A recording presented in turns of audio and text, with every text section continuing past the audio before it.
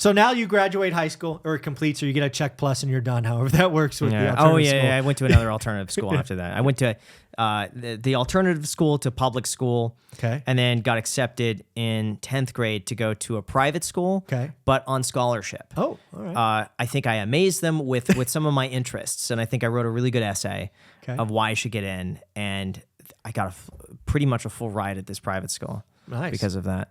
Nice. So yeah, but it was a very alternative school as well. Okay. So it was like kind of like the childhood sort of class. I resonated better with that. So if I remember the story correctly from past hundreds of videos I've seen of yours, you did go to college for a minute.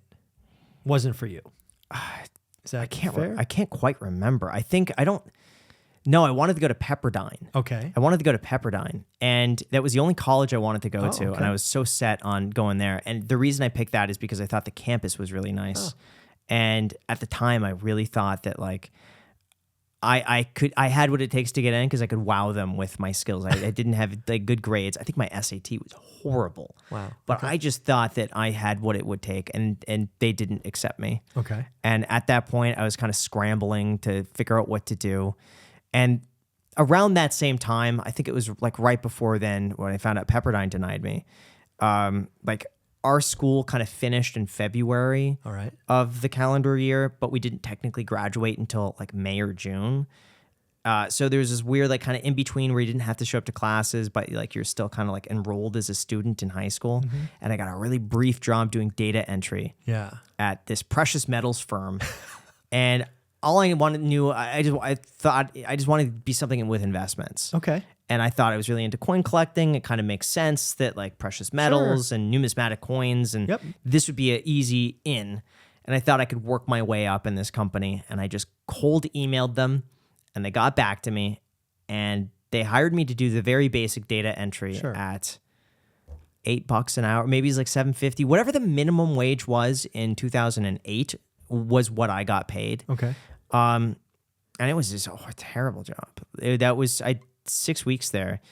First day, I was so excited because you had to wear a suit to the office. All right, get that tie, or big like boy. a collared shirt. I thought like this is so neat that I get to dress up and go to work. Go to work. And I remember it was soul crushing. Like Soul yeah, crushing. it really was. It was like it was all these stupid things. Like I wanted to wear headphones because you're just doing mind-numbing data entry. Like I'm getting these orders coming in, and I'm supposed to type in certain numbers onto the computer, like sales numbers, and they wouldn't allow me to listen to my iPod or the iPhone with music on it. Yeah. And I said, why? And they said, well, that's just the company policy. And then I said, well, can we make it, because I'm in the back office. Right. Like, is there any way? No customer interaction. No, nothing. And they said, you can't do that because it would be distracting to everyone else. I said, how would it be distracting? I said, well, if you do it, then everyone has to do it. And I was like, okay. There was another day where I forgot to wear dress shoes. And again, I'm in the back office. So no customers see me or whatever. And I forgot them for whatever reason, no dress shoes. And they threatened to send me home, like unpaid for the whole day because I didn't wear dress shoes. Wow. And I pleaded with them. I'm like, I'm here the whole day, it's a lot. And they said, okay, fine.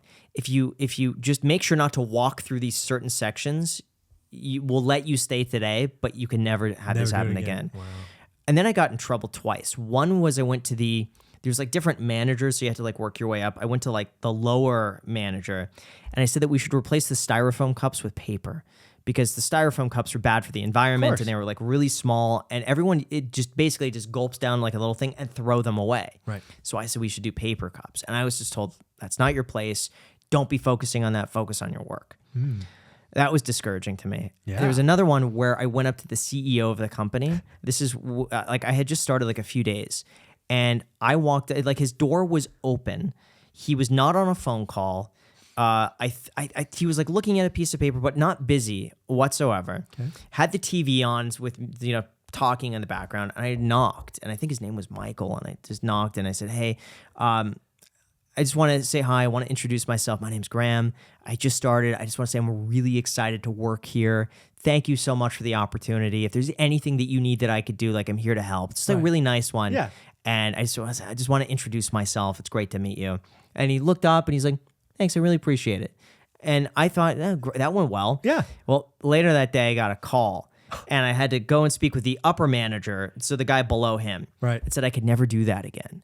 I said, why? He said, there's a, what did he say? He said that there's like a ranking that you have to go through. And if I want to communicate with this guy, I have to start with, her name was Roxanne. She's like the back office manager. And Roxanne's going to talk to this other guy, Mark. And then Mark is going to talk to this guy. And like, you have to go up the ranks. Like, I couldn't go and just knock on his door and say hi. So crushing. And that was weird. It was so strange to me. But then also, I noticed that all these people in the back office were just like zombies. They'd get there on Monday and just like, they look dead in the eye. And the only time you'd see them like happy or come to life was Friday at like 3 p.m. after lunch. That was the only time you'd see them ever joking around or having a good time or messing around. That's it. And then we also had, I think it was like once a month, it was like a casual day where you could like go and wear whatever you wanted to. I thought it's like a casual day. This is so, I just thought the whole thing was stupid. And I wanted to quit multiple times. And I felt bad because this lower manager was the one who seemed to like give me a shot. Right. And it seems like he kind of put his... Hi, Bailey. Stop it. It seems like he kind of put his name hiring me, like as he's the decision on this one. So he really pressured me to stay. But I went to him a few times and said, hey, this isn't a good fit for me. Right. And I want to do... So I want to be in sales. And that's what I really wanted to be. I wanted to be an account executive. Okay. And he says, you can't be an account executive because you have no sales experience. And I said, well, I could learn the sales experience. Just tell me what to do and I'll do it. Like, that's what I really want to do. You can't do that. You don't have the sales experience. Don't worry. You stay here long enough, we'll be able to fit you in. But until you got to stick doing what you're doing. Pay your dues. Exactly.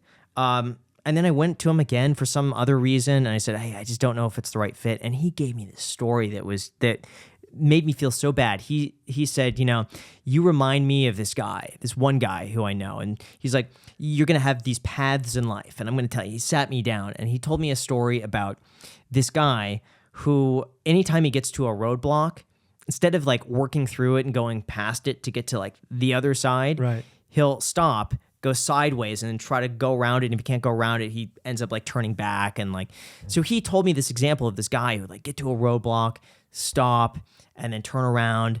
And another example of this guy who'd get to a roadblock and then like push through it. And he was like, which one are you?